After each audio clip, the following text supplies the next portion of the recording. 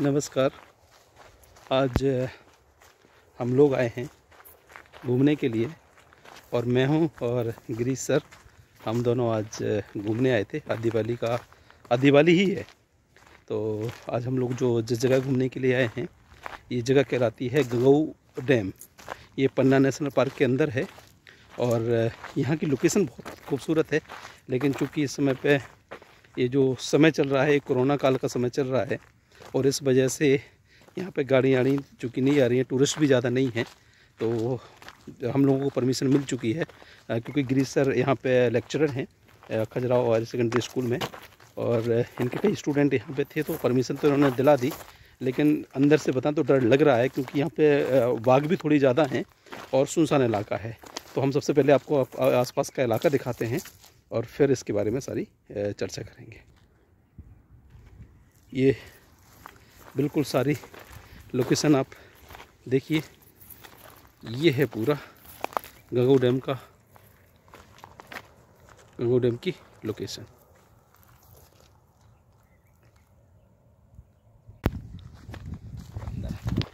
ये जो गंगऊ डैम है, ये जो हमारे सामने पूरी आपको पहाड़ दिख रहे होंगे ना, ये देखिए पूरी की पूरी जो पहाड़ियाँ दिख रही हैं, ये जो क्षेत्र आता है ये आता है पन्ना नेशनल पार्क के अंतर्गत। और पन्ना नेशनल पार्क जो है ये छतरपुर और पन्ना जिला दोनों जिलों में विस्तृत है। और ये टाइगर रिजर्व है, यानी कि इसको टाइगर रिजर्व घोषित किया गया है। और दूसरा, इसी पन्ना जो ये पहाड़ियाँ हैं, ये पूरा ये कम से कम यहाँ से 100 किलोमीटर के आसपास तक जाती हैं।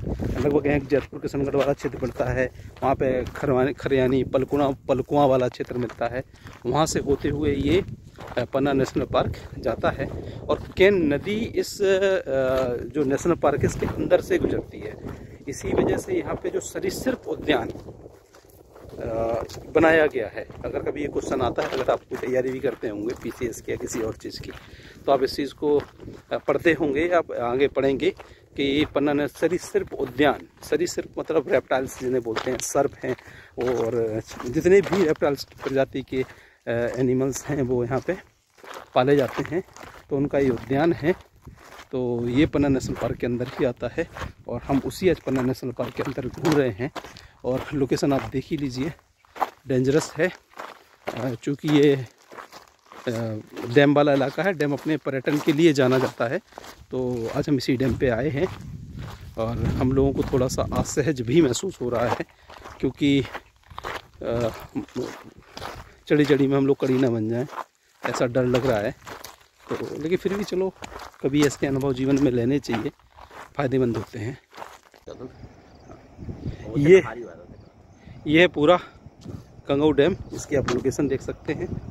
ये बांध के नीचे वाला इलाका है और यहाँ पे पानी छोड़ा गया है और ये ऊपर वाला पूरा इलाका गंगऊ डैम कहलाता है। यहाँ पे लोग खेती कर रहे हैं, यहाँ पे जो वन अधिकारी हैं वो यहाँ पे शिफ्ट हो जाते हैं। और चूँकि ये भराव बहुत ज़्यादा रहता है, लेकिन इस समय पे इन लोगों ने पानी थोड़ा सा छोड़ रखा है। तो आज हम लोग जा रहे हैं सिख व्यू पॉइंट की ओर। इसके नीचे से एक छोटी सी सुरंग भी जाती है, अंदर जाते हैं, अगर वो खुली होगी तो हम उसके अंदर जाएंगे।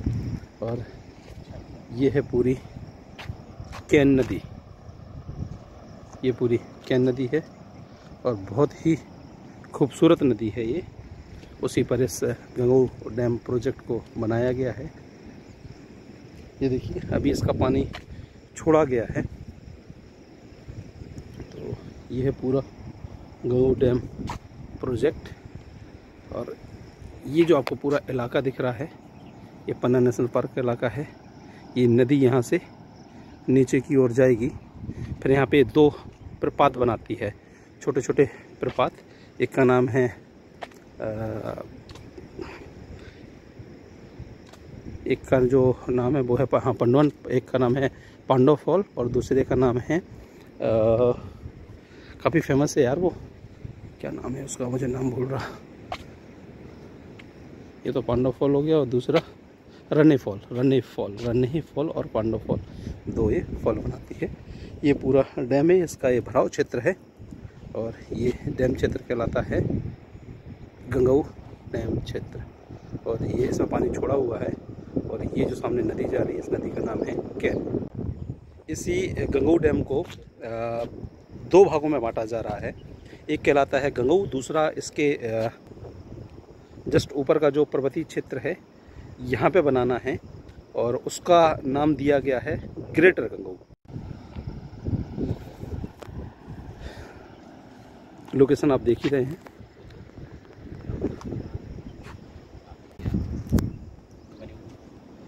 गंगऊ और ग्रेटर गंगऊ को बनाने का जो उद्देश्य है, सरकार का बहुत बड़ा प्रोजेक्ट है।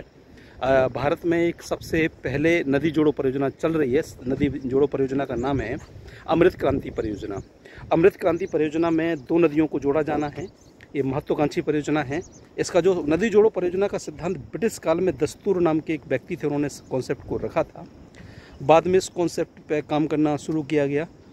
उसका उद्देश्य ये था कि भारत में नदियों को आपस में जोड़ा जाए, ताकि जितना भारत वर्षा को प्राप्त करता है वो वर्षा के जल को संचित किया जा सके। और यहाँ पे जितने लगभग 55% भारत का जो एरिया है जो असंचित है, यानी कि जो वर्षा पर आधारित है, उसको सिंचाई की सुविधा उपलब्ध कराई जाए और भारत को कृषि के क्षेत्र में बहुत अधिक संपन्न कराया जाए। इसी परियोजना को ध्यान में रख करके इस बुंदेलखंड के क्षेत्र में सबसे पहले अटल बिहारी वाजपेयी जी ने एक परियोजना को लागू किया था, जिसका नाम था अमृत क्रांति परियोजना, जिसका नाम दिया गया था। और उसको आम शब्दों में बोला जाता था कैन बेतवा लिंक परियोजना। तो ये जो नदी हमारे सामने है, जो मेरे पीछे आपको नदी दिख रही है, इस नदी का नाम है कैन है। और जिस जगह पे हम रुके हुए हैं जो है, इसका नाम है गंगऊ डैम।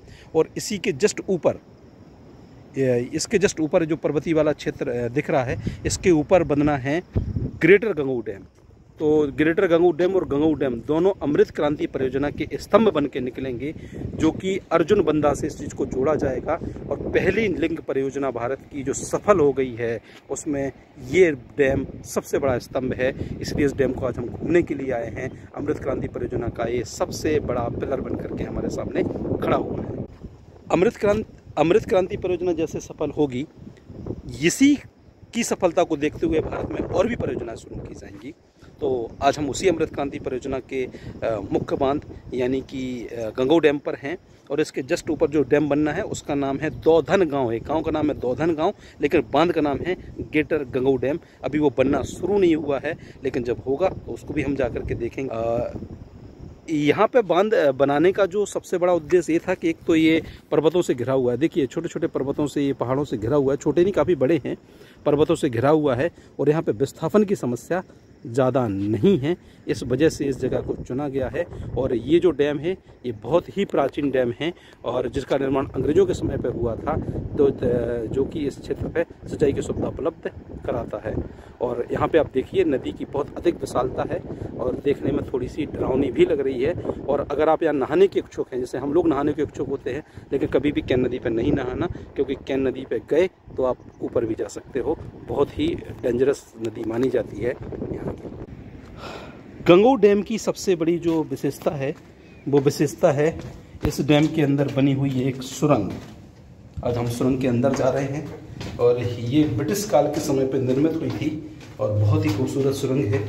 ये ब्रिटिश काल में इस डैम की गुणवत्ता को चेक करने के लिए बनाई जाती थी। और जब इसके ऊपर से पानी जाता है तो ये देखिए, ये बाहर आप देख सकते हैं।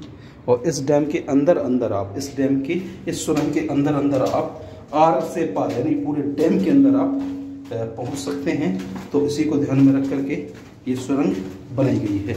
तो आज हम लोग इसी सुरंग के अंदर हैं और बिल्कुल अंधेरी है ये। तो ये देखिए आप, सुरंग पे हम लोग जा रहे हैं। आइए सर। और ये देखिए बिल्कुल जस्ट नीचे आपको डैम दिख रहा है और इसके अंदर दिख रही है ये सुरंग।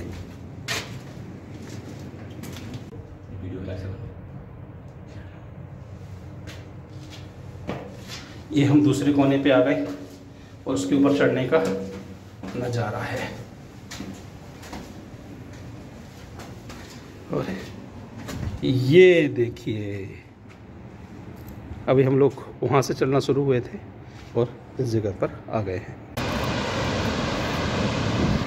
ये है कैन नदी, और गंगऊ डैम के नीचे से ये नदी बह रही है। ये था गंगऊ डैम केन नदी का एक छोटा सा वीडियो। अगर आपको हमारा वीडियो अच्छा लगा हो तो प्लीज़ हमारे चैनल को लाइक करें, शेयर करें, सब्सक्राइब करें, बने रहिए हमारे साथ। जय हिंद। देखिए आज हम चलते हैं रनुआंग डैम की ओर। पूरा ये बंदा रहा, पूरा देख सकते हो आप यहाँ के बम्पर नज़ारे। ये रहा रनुआ डैम, पूरा देख सकते हो आप कितना बड़ा है। हाँ सुख से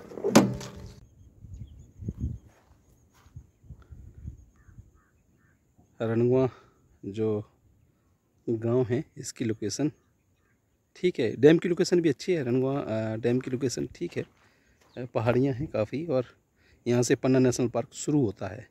तो यहाँ पे जंगली जानवर आ जाते हैं और ये मछली पालन के लिए बहुत ज़्यादा फेमस है। यहाँ से मछलियाँ बहुत अधिक मात्रा में पकड़ी जाती हैं, जो कि खजुराहो, छतरपुर, पन्ना के आसपास इसकी काफ़ी अधिक सप्लाई होती है। तो उसके लिए बांध जाना जाता है।